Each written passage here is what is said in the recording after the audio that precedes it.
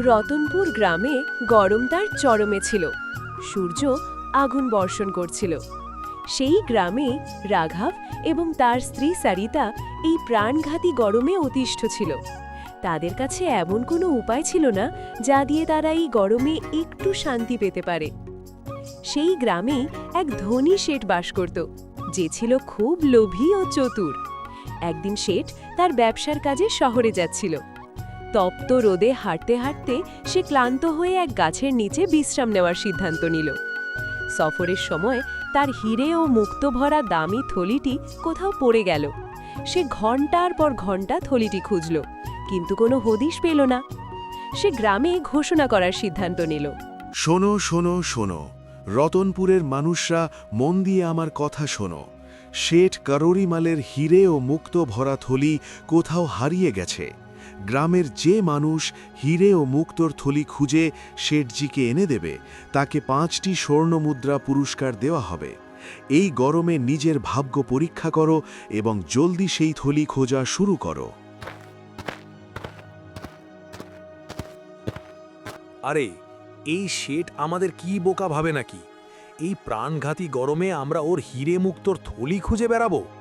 আর যদি ধরেও নিই কেউ থলি খুঁজে দিল, তাহলেও ও একটা স্বর্ণমুদ্রাও দেবে না। এই সব ওই লোভী লোকটার চাল। তুমি ঠিকই বলেছ ভাই। যদি আমি থলিটা পাই, তবে কাকপক্ষীকেও জানতে দেব না, আর নিজের পাত্তারি গুটিয়ে অন্য শহরে চলে যাব। পুরো 2 দিন কেটে গেল, কিন্তু শেঠের থলির কোনো হদিস পাওয়া গেল না। সে ঘোষণা প্রদানকারীকে বলতে লাগল, ওই থলিটা আমার সারা জীবনের কামাই, আমার রক্ত জল করা পরিশ্রমের ফল। বছরের পর বছর আমি রাত দিন খাটুনি করেছি। আমার মনে হয় না এই তপ্ত গরমে কেউ আমার থলি খোঁজার চেষ্টা করবে। যদি কেউ থলি পায় আর সততার সাথে ফিরিয়ে দেয়, তবে আমি তাকে তার পরিশ্রমের জন্য একটি স্বর্ণমুদ্রা দিয়ে দেব। কিন্তু যদি কেউ চালাকি করার চেষ্টা করে, তবে আমি তাকে ছাড়ব না। শেঠজি, আপনি একদম চিন্তা করবেন না। আপনার থলি আপনি নিশ্চয়ই পাবেন। আমি পুরো গ্রামে গোয়েন্দা ছড়িয়ে দেব। যেই ওই থলি পাবে, সে তৎক্ষণাৎ আমাদের জানিয়ে দেবে। ওদিকে রাঘবের স্ত্রী সারিতা তার প্রতিবেশীর সাথে বাড়ির বাইরে বসেছিল। সারিতা, এবারের গরম তো জান নিয়েই ছাড়বে। এমন গরম আমি আমার জীবনে কখনো দেখিনি। আমার ঘরে এক ফোঁটা জল নেই, আর বাচ্চারা তৃষ্ণায় ছটফট করছে। আমার ইচ্ছে করে আমি এই গ্রাম ছেড়ে অন্য কোথাও চলে যাই। রাধা, আমার মনের কষ্ট তোর থেকে কম নয়। এই গরমের জন্য না দিন কাটে না রাত কাটে। রাঘবও দিনরাত এই গরমে মাঠে পড়ে থাকে, কিন্তু কিছুই হয় না, শুধু ঘরটুকু চলে। সত্যি বলেছিস, আমার স্বামীও সারাদিন মজদুরি করে, কিন্তু যা কামায় তাতে পেট ভরানোই দায়। আমি তো ভাবি, আমাদের জীবন কি চিরকাল এমনই থাকবে? না জানি কবে সেই দিন দেখার সৌভাগ্য হবে, যখন আমাদের ঘরে সব সুখ সুবিধা থাকবে। চল, ঠিক আছে সরিতা বোন, আমি আসি। ও হয়তো মাঠ থেকে এখনই ফিরবে। রাধা চলে যাওয়ার পর রাঘব ঘরে আসে। এই গরম আমার ধৈর্যের বাঁধ ভেঙে দিয়েছে। প্রতিদিন তোমাকে এই উত্তাপে মাঠে পুড়তে দেখে আমার বুক ফেটে যায়। তোমার পরিশ্রমে শুধু 2টো রুটি জোটে। তুমি তোমার মজুরির টাকা কেন বাড়িয়ে দিচ্ছ না? তুমি ঠিকই বলেছ সরিতা, আমি আজ থেকে আমার মজুরি বাড়িয়ে দেব। একদিনের কাজের জন্য অন্তত এতটুকু টাকা তো পাওয়া উচিত, যাতে আমাদের একদিনের দিনযাপন ভালোভাবে হয়। দুজনে কথা বলছিল। এমন সময় গ্রামের জমিদার রাঘবের বাড়ি আসে। রাঘব, মাঠে জলের খুব দরকার। তুমি পুকুর থেকে জল এনে আমার জমি সেচন করো। আমি কয়েকদিনের জন্য বাইরে যাচ্ছি। আমার ফেরার আগে কাজ শেষ করে দিও। জমিদার মশাই, আমি আপনার কাজ করব, কিন্তু এই গরমে পুকুর থেকে জল আনা সহজ নয়। রোদে আমার শরীর জ্বলে যায়, আর পুকুরে পৌঁছাতে পৌঁছাতে দম বেরিয়ে যায়। তাই জমিদার সাহেব, এখন আমি আমার মজুরি বাড়িয়ে দিয়েছি। একদিনের কাজের জন্য 4টি আসর ফি দিতে হবে। এটাই আমার পরিশ্রমের হক, যাতে আমার পরিবার না খেয়ে না মরে। 4টি আশরফি? এটা কি ইয়ার্কি রাঘব? তুই কি পাগল হয়ে গেছিস, না তোর বুদ্ধি ঘাস খেতে গেছে যে একদিনে মজুরি দ্বিগুণ করে দিলি? একটি আশরফিতে গ্রামের অনেকে কাজ করতে রাজি। আমি তো তোকে পরিশ্রমী আর সৎ ভাবতাম, কিন্তু তুই তো লোভী বেরোলি। তোকে 4টি আশরফি কেউ দেবে না, তুই না খেয়েই মরডি। জমিদার সেখান থেকে চলে যায়। সরিতা, দেখলে তুমি? এই গরমে আমাদের ঘাম ঝরানো ওদের কাছে জলের চেয়েও সস্তা। জমিদার আমার পরিশ্রমের দাম শুনেই রেগে গেল। আমি দিন রাত পুড়ছি, তাও আমার পরিশ্রমের কোনো দাম নেই। কখনো মনে হয় এই গ্রামে আমার সততাই আমার সবচেয়ে বড় দুর্বলতা। রাঘব, আপনার সততা দুর্বলতা নয়, আপনার শক্তি। এই গরমে আপনার অবস্থা দেখে আমার মন ভেঙে যায়। আপনি একদম চিন্তা করবেন না, আমি আপনার পাশে আছি। সরিতা, তোমার সাথেই আমার সাহস। এখন থেকে দুটো আশরফি নেব, কেউ কাজ দিক বা না দিক। এতটুকু বলে রাঘব তপ্ত রোদে কাজের সন্ধানে বেরিয়ে পড়ে। পথে তার নজরে এক চকচকে থলি পড়ে। সে সেটা তোলে এবং দেখে হিরে ও মুক্তায় ভরা। এই হিরে মুক্ত কার সারা জীবনের কামাই? এই গরমে এটা যে হারিয়েছে সে কত না জানি অস্থির হয়ে আছে। আমি যদি এটা রেখে দিই তবে হয়তো আমাদের অভাব দূর হয়ে যাবে, কিন্তু আমার মনের শান্তি চিরকালের মতো চলে যাবে। সততা আমার সবচেয়ে বড় অলংকার, আর আমি একে কোনো মূল্যে বিক্রি করব না। আমাকে এই থলি তার মালিকের কাছে পৌঁছাতে হবে। তারপর রাঘব সেই থলি নিয়ে বাড়িতে চলে যায়। কি হলো গো? আপনি তো কাজ খুঁজতে গিয়েছিলেন, তবে এত তাড়াতাড়ি ফিরলেন কেন? এই গরম আপনাকে আরও দুর্বল করে দিল, নাকি অন্য কোনো ব্যাপার? আমার মন ছটপট করছে, বলো না। সরিতা, গরম নয়, বরং আমার মন আমাকে অস্থির করে রেখেছে। পথে আমি এই হিরে মুক্ত ভরা থলি পেয়েছি, এটা কারোর সারা জীবনের পরিশ্রমের কামাই। এটা ভেবে আমার বুক কাঁপছে। যারই এই থলি হোক, আমি তাকে এটা ফিরিয়ে দেব, নয়তো আমার আত্মা আমাকে কখনো ক্ষমা করবে না। একই বলছো তুমি? কুড়িয়ে পাওয়া জিনিস কেউ ফেরত দেয় নাকি? ঈশ্বর আমাদের দারিদ্র্য দেখে এটা দিয়েছেন। এটা আমাদের জীবন বদলে দেবে এবং এই অভাব থেকে মুক্তি দেবে। আর বাঁচতে চাই না আমি এমন জীবন, যেখানে প্রতিটা জিনিসের জন্য তৃষ্ণার্ত থাকতে হয়। কিন্তু সরিতা, আমরা অন্যের ধন কিভাবে রাখতে পারি? কে জানে সেই লোকটা এটা কী কাজের জন্য রেখেছিল? হতে পারে সে তার মেয়ের বিয়ের সামগ্রী নিতে যাচ্ছিল আর থলিটা পকেট থেকে পড়ে গেছে। সরিতা, যা খুশি হতে পারে, তাই আমার মন মানছে না যে এই মুদ্রাগুলো নিজের কাছে রাখি। যদি তুমি এই থলি ওই লোককে ফিরিয়ে দিতে চাও তবে দাও, কিন্তু আমার এক শর্ত আছে। যদি 7 দিনের মধ্যে তুমি জানতে পারো এই মুদ্রাগুলো কার, তবে ফিরিয়ে দিও। আর যদি 7 দিনের মধ্যে জানা না যায়, তবে এগুলোর ওপর আমাদের অধিকার হবে।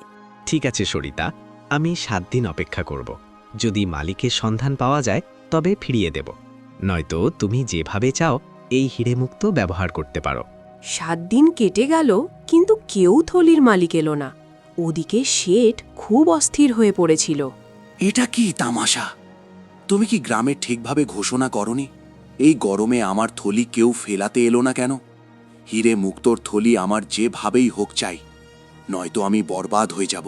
শেঠজি, আমি তো এই উত্তাপেও গ্রামের প্রতিটি কোণায় ঢেঁড়া পিটিয়েছিলাম, 10টি স্বর্ণমুদ্রার কথাও বলেছিলাম। তুমি এক কাজ করো, আবার ঘোষণা করো, আর এবার অর্ধেক মুদ্রা পুরস্কার দেওয়ার কথা বলো।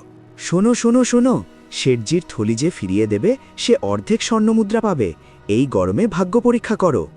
ঘোষণা প্রদানকারীর আওয়াজ রাঘবের কানেও পৌঁছায়। সে দ্রুত নিজের ঘরে যায়। সরিতা, এই হিরেমুক্তর থলি আমাদের গ্রামের শেঠের। সে ঘোষণা করিয়েছে যে যেই গ্রামবাসীকে থলি ফেরত দেবে, শেঠ তাকে অর্ধেক স্বর্ণমুদ্রা দেবে। মিথ্যে, একদম মিথ্যে। ওই শেঠ কখনো এমন করবে না। সে লোভী। সে নিজের অর্ধেক স্বর্ণমুদ্রাও কাউকে দিয়ে দেবে, এটা সে কখনো করবে না। এই সব তার চাল। সে গ্রামের অনেক লোককে ঠকিয়েছে। তবে আমি কি করব সরিতা?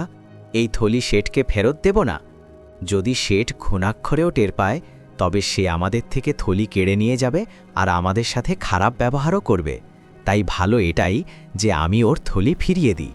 এখন সে আমাকে পুরস্কার দিক বা না দিক। ঠিক আছে, তোমার যেমন ভালো লাগে তেমন করো। রাঘব থলি নিয়ে শেঠের কাছে পৌঁছায়। যখন শেঠ রাঘবের হাতে হিরেমুক্তর থলি দেখে, তখন তার খুশির কোনো সীমা থাকে না। শেঠজি, আমার নাম রাঘব। এই আপনার হিরে মুক্তর থলি আমি কুঁয়োর কাছে পেয়েছিলাম। আমি এটা আপনাকে ফিরিয়ে দিতে এসেছি।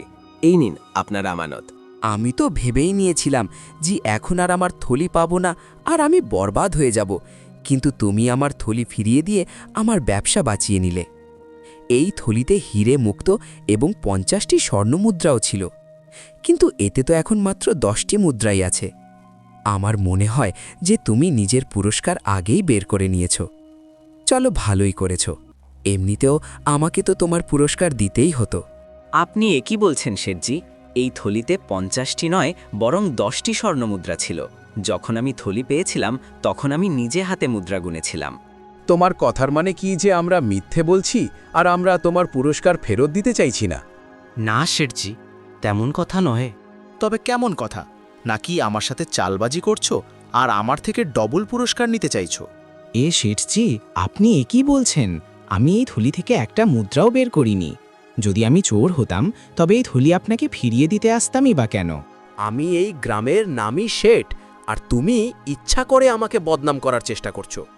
এখন আমি তোমার নালিশ পঞ্চায়েতে করব। পঞ্চায়েতই আমাদের দুজনের সমস্যার সমাধান করতে পারে যে আমি মিথ্যে বলছি নাকি তুমি। শেঠ রাঘবকে পঞ্চায়েতে নিয়ে যায়।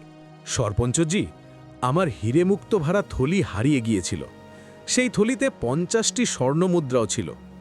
আমি ঘোষণা করিয়েছিলাম যে যেই খুঁজে ফিরিয়ে দেবে তাকে অর্ধেক স্বর্ণমুদ্রা পুরস্কার দেওয়া হবে। রাঘব সেই থলি আমাকে ফিরিয়ে দিয়েছে, কিন্তু যখনই আমাকে থলি ফেরত দিল তখন তাতে 10টি স্বর্ণমুদ্রাই ছিল। আর রাঘবের দাবি যে যখন এ থলি পেয়েছিল তখন তাতে 50টি স্বর্ণমুদ্রা ছিল। আমার তো মনে হয় এ থলি থেকে মুদ্রা চুরি করেছে। এখন এ আমাকে বদনাম করার চেষ্টা করছে। সরপঞ্চজি, আপনি আমাদের ফয়সালা করতে পারেন। সরপঞ্চজি, একবার আমার কথাও শুনে নিন। আমি এই থলি কুয়োর কাছে পেয়েছিলাম। আমি একে যেমন ছিল তেমনই শেঠকে ফিরিয়ে দিয়েছি। আমি কখনো কারোর সাথে প্রতারণা করিনি। সরপঞ্চজি, আজ আমার ইজ্জত বাজি রাখা আছে। আমি আপনার কাছে শুধু এতটুকুই চাই যে সত্য সামনে আসুক।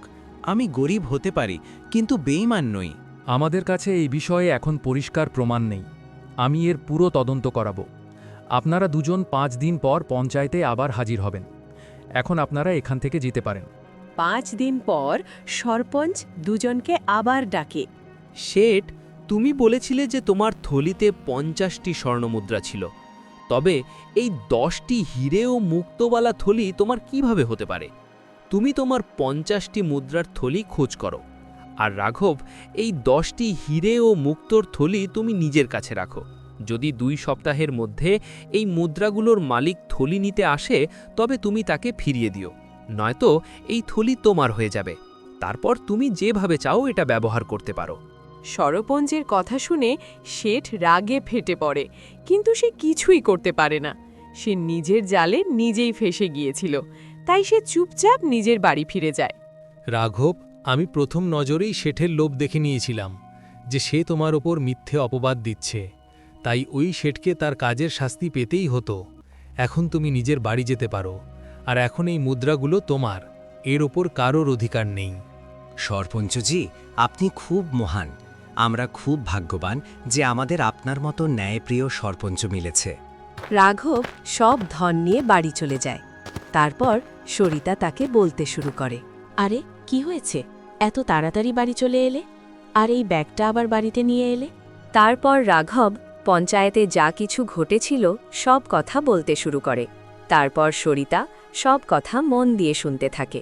তারপর রাঘব ও সরিতা তাদের কাছে যে টাকা ছিল সেই টাকাতেই তারা একটি জমি কেনে এবং সেই টাকাতেই একটি বড় বাড়ি তৈরি করে। শেঠ নিজের ভুল বুঝতে পারে এবং তারপর সে সততার সাথে নিজের ব্যবসা করতে থাকে এবং রাঘবও নিজের স্ত্রী সরিতার সাথে সুখে শান্তিতে জীবন কাটাতে থাকে।